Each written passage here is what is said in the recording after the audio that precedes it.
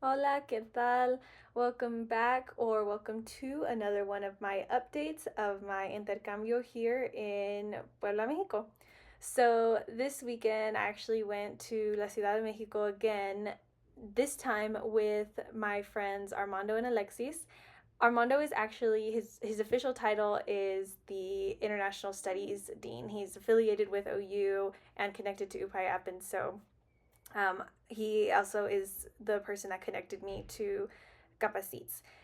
And along with the three of us, Shanna, who I met a few weeks ago through OU's administrators visiting Capacites and Puebla area, um, Shanna works for OU in the Office of Global Engagement as an education abroad administrator. She's also living here in Puebla as of February, and so she got to come along, and as well as Charlotte, who is the program coordinator for the OU campus in Arezzo. So yeah, a little background on this library. It is called La Biblioteca Vasconcelos, and it was built in 2006, and it's located, in Mexico City, in La Colonia Buenavista, and it was dedicated to Jose Vasconcelos, and it's admired for its unique architecture. It spreads across 38,000 square meters, which is 409 square feet. And from what I understood, it is home to over 600,000 books. And it is the fifth largest lending library in the world. Another unique thing about the library is they also have a large collection of movies, which, if you saw a few seconds back, um, that anybody can rent out and watch at home or watch there for personal purposes or educational purposes. They also have a salon dedicated to music where people can spend time practicing piano, violin. They can rent sheet music and music books. There's also a salon dedicated to braille machinery where people can bring their own paper or books and get them translated into braille, which I just thought was absolutely incredible. I really wanted to visit this library because I didn't get the opportunity to last summer. A small group of the girls that I had came with whenever we had came for the July 2024 trip. It was it was called Social Services Exploration, and me and my roommate Jordan, we didn't get a chance to visit it. Shout out to Jordan, I miss you so much, the funniest person in the world. But we did get to visit this library called La Biblioteca Palafoxiana, which was built and funded by a Spanish politician and administrator named Juan de Palafox y Mendoza, who was a viceroy and bishop here in Mexico. And at the time that the library was built in 1646, and it is located here in La Ciudad de Puebla. Um, that library is recognized as the first and oldest public library in the Americas, and it is such a big deal because both La Biblioteca de Palafoxiana and this one, La Biblioteca Vasconcelos, were built with the intention of giving knowledge and information, accessible knowledge and information to the people. So that's super important to me. I think, especially in this time, people deserve to have the education and how to fight and advocate for themselves. And so yeah, it was a big deal for me to get to go and see that, and I really appreciate Armando for getting that into our schedule. And so after the visit, we checked into our hotel, and this is me not knowing how to turn on a light. Actually, fun fact, you have to put in one of your hotel room cards into a little like outlet slot that powers the room, which I think is super genius and efficient. So just saying that.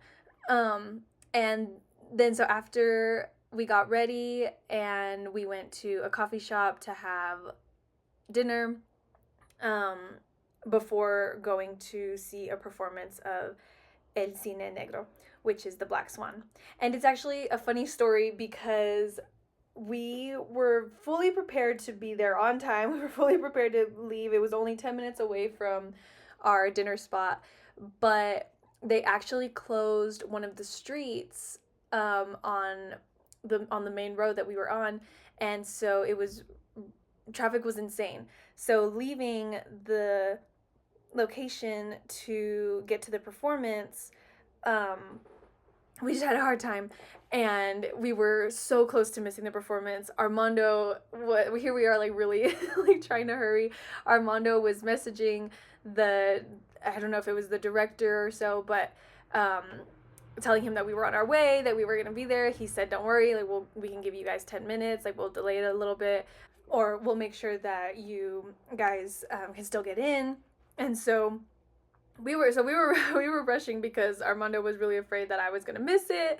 I was, again, I'm just so appreciative of him even getting all of this stuff organized in the first place. But we made it. We made it to the performance, and it was actually also funny because the entire time it was very cloudy and foggy during the day, and so Armando had already brought up the fact that it could have been canceled because of the weather. But God was on our side. He wanted us to see the play. I was really excited to see the play. I didn't know anything about. I've never seen a play, like a performance, a ballet. This was like more of a contemporary dance. Um, but I only had knowledge from the Barbie movies and Natalie Portman and Mila Kunis's The Black Swan. So I was really excited to see this. So I'm also gonna stop it and stop the audio so that way you guys can kind of hear the performance because it was really beautiful and amazing.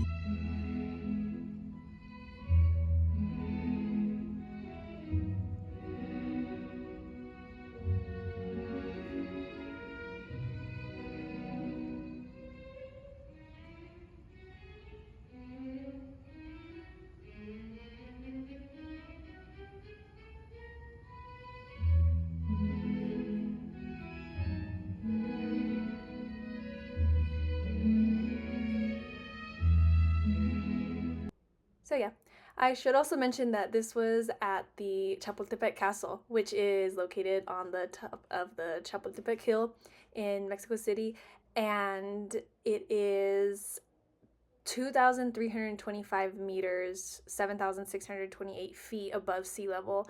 Um, it was a very sacred and historical place.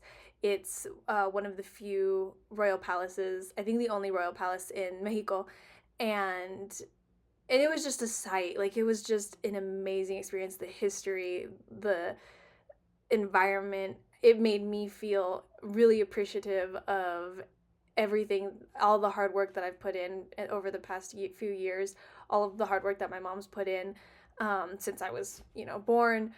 And it really made me think, oh my gosh, I can't believe I'm here. I can't believe I've made it. Um, I've had quite a few moments like that here in Mexico, and so this was one of them. But yeah, so the next day, Sunday, we got up, had breakfast, and we headed out to Xochimilco to ride the tarjineras. And I've been to Xochimilco before with my family, but I never gotten to ride these. They're these big, gorgeous boat things. And so they are located on the water, and obviously they're boats, but what I didn't know was that they are moving around these canals of chinapas, which are historical artificial islands built for agricultural purposes and things like that. So another amazing thing that Armando got to hook us up with was another tour of information and just getting to see this amazing area. And this area is also home to ojolotes, which are axolotls.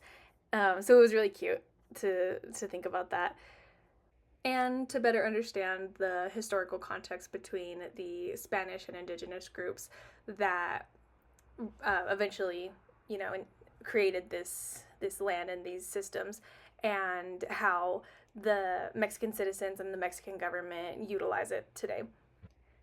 But yeah, so that was my update for my trip to La Ciudad de Mexico with my OU friends.